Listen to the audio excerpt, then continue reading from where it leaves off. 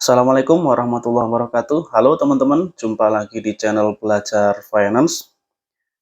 7 bank dengan kapitalisasi pasar atau market cap terbesar di Bursa Efek Indonesia dan seperti apa perkembangan harganya dari awal tahun 2023 sampai dengan saat ini ya, sampai dengan akhir Mei 2023, kira-kira kenaikan harga sahamnya berapa persen? Apa yang mempengaruhi pergerakan harga saham masing-masing bank tersebut, dan seperti apa peluang kita untuk bisa profit di saham-saham 7 saham terbesar di Indonesia tersebut. Yuk teman-teman, kita simak di video kali ini. 7 bank dengan market cap terbesar di Indonesia seperti yang tertampil di daftar ya teman-teman ya. Yang saya checklist dengan warna kuning, yang pertama ada Bank BCA, kemudian Bank BRI, Bank Mandiri, Bank BNI, Bank Indonesia Syariah atau BRIS ya, kemudian Bank Mega, dan yang terakhir ada BNGA atau Bank Niaga.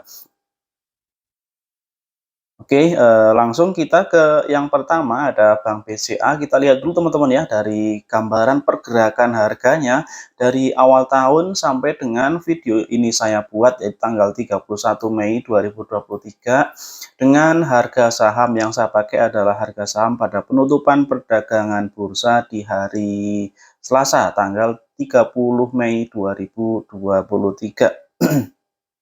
Jadi seperti itu teman-teman pergerakan year to date dari harga saham Bank BCA. Pergerakannya cenderung naik ya dari awal tahun hingga saat ini.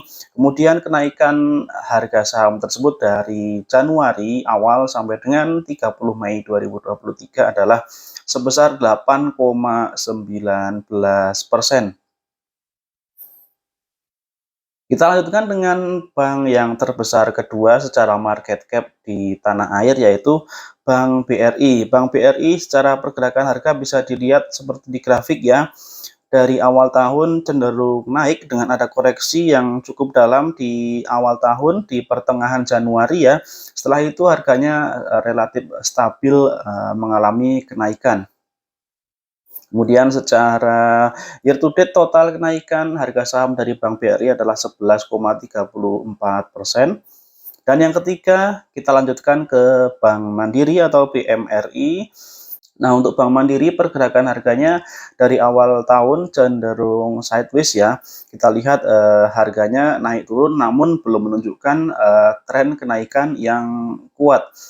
Di kondisi seperti ini bisa jadi menjadi peluang kita untuk membeli sahamnya teman-teman ya, karena harga sahamnya masih sideways, dalam artian belum mengalami kenaikan yang cukup solid, sehingga jika kita bisa menentukan titik buy yang tepat, nanti kita bisa mendapatkan profit saat harganya mengalami kenaikan. Secara year to date kenaikan harga saham Bank BRI kenaikan harga saham Bank Mandiri hanya 3,78% ya. Nah, kira-kira kenapa kenaikan harga saham Bank Mandiri ini secara year to date hanya 3, sekian persen ya, tidak terlalu tinggi. Kita lihat dari kinerjanya teman-teman, kita lihat dari simpelnya aja ya, dari rangkuman EPS per triwulan selama 3 tahun ke belakang dari tahun 2020. Jika kita lihat EPS-nya tetap tumbuh ya untuk Bank Mandiri ini ya. Mulai dari 183 EPS di tahun 2020, kemudian 300, kemudian tahun buku terakhir 2022 441. Dan secara annualized untuk tahun 2023 akan menghasilkan EPS 538. Jadi secara kinerja sebetulnya untuk Bank Mandiri ini pertumbuhan EPS-nya bagus teman-teman ya. Nah, dengan kondisi atau kinerja IPS yang bagus ini dari Bank Mandiri ini, sementara harga sahamnya seperti yang tadi kita lihat, harga sahamnya masih sideways ya. Nah, ini teman-teman pinter-pinter saja ambil peluang di sini, karena bisa jadi ini adalah peluang untuk kita membeli, bahwa kinerja perusahaan Bank Mandiri ini bagus, namun harga sahamnya saat ini masih belum naik terlalu tinggi ya. Oke, nah secara grafik jangka panjang harga saham jangka panjangnya dalam 5 tahun seperti itu. 2 tahun dari 2018 sampai 2020 cenderung sideways panjang. Sebelum akhirnya ada koreksi dalam saat terjadi pandemi corona di 2020 awal dan, setelah itu, tren kenaikan yang cukup kencang teman-teman ya dari 2020 sampai 2023. Jadi secara jangka panjang Bank Mandiri ini masih dalam tren kenaikan harga ya sejak tahun 2020. Nah, saat ini masih, konsolidasi atau sideways, kita tunggu saja apakah ada tren kenaikan berikutnya ataukah masih akan melanjutkan sideways-nya. Silakan teman-teman lanjutkan dengan analisis teknikal ya, barangkali ya bisa dikombinasikan dengan, mencermati kinerja dari perusahaan Bank Mandiri itu sendiri. Dan bank yang terbesar keempat secara market cap adalah Bank BNI. Kita lihat, tren pergerakan harganya seperti itu teman-teman, belum ada kenaikan yang stabil ya, masih cenderung sideways juga, mirip-mirip dengan Bank Mandiri. Nah, untuk Bank BNI ini dari, awal tahun hingga saat ini tercatat mengalami penurunan harga saham ya, sebesar minus 2,17%. Kembali kita lihat, bagaimana dengan kinerjanya, kinerja untuk mencetak laba dari Bank BNI kali ini ya. Ternyata sama dengan Bank Mandiri, bahkan EPS-nya pun masih tetap tumbuh positif ya. Dari 176 di tahun 2020, kemudian 584, tahun buku terakhir 982, ini kenaikan yang sangat tinggi, hampir 2 kali lipat dari EPS tahun buku sebelumnya. Namun demikian harganya belum terlalu diapresiasi teman-teman harga sahamnya. Nah, sama dengan Bank Mandiri, ini karakternya mirip-mirip ya, silahkan dicermati apakah teman-teman tertarik dengan Bank BNI ini tentunya dengan dilanjutkan dengan analisa yang lebih mendalam dan secara grafik seperti itu sangat mirip, saya katakan sekali lagi sangat mirip dengan Bank Mandiri, ada sideways panjang di 2018 sampai 2020, kemudian ada koreksi dalam saat pandemi ya, dan setelah pandemi dia mulai naik lagi nih, mulai ngegas lagi secara stabil hingga 2023 ini. Oke, yang kelima adalah Bank Syariah Indonesia ya, BSI atau kode sahamnya BRIS. Jika kita lihat tren harga sahamnya dari awal tahun dia trennya naik walaupun kenaikan harganya kurang rapi ya, garisnya kurang rapi, kurang halus, namun di situ tetap bisa kita katakan bahwa harganya menunjukkan tren kenaikan. Di situ banyak terdapat penurunan-penurunan harga atau koreksi-koreksi yang cukup dalam, teman-teman silahkan diperdalam lagi untuk tren pergerakan harga dari Bank BRI, dari Bank Syariah Indonesia ini atau BRIS ini ya. Karena jika teman-teman jeli dan pinter mengamati, kapan titik buy-nya, karakter saham yang seperti ini menyimpan potensi yang besar ya untuk kita bisa profit jika kita membeli di saat harga saham tersebut mengalami koreksi ya.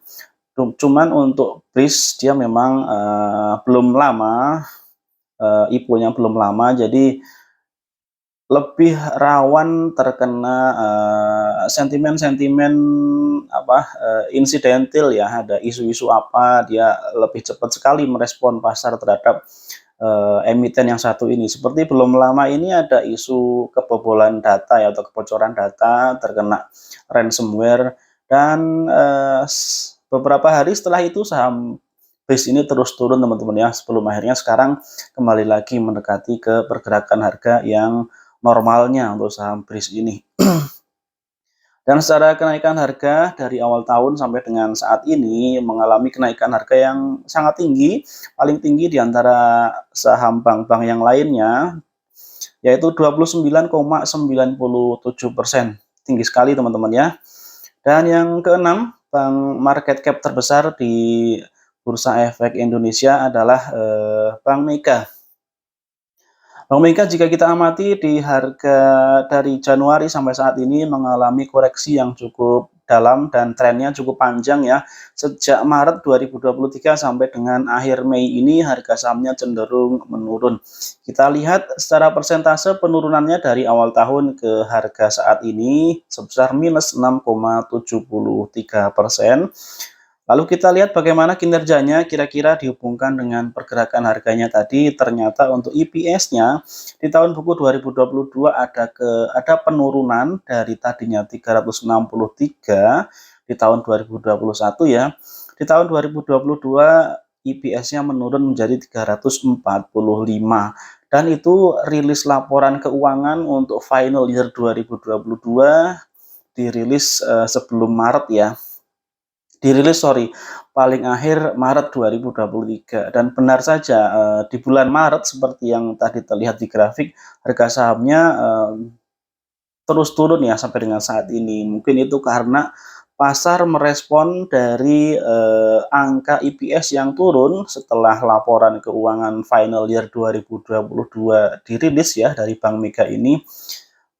Maka pasar merespon dengan penurunan harga sahamnya ya, jadi cukup sensitif untuk saham-saham perbankan ini. Ada sesuatu dengan kinerjanya pasar langsung merespon yang terlihat dari harga sahamnya, pergerakan harganya mengikuti dengan kinerja dari perusahaan tersebut.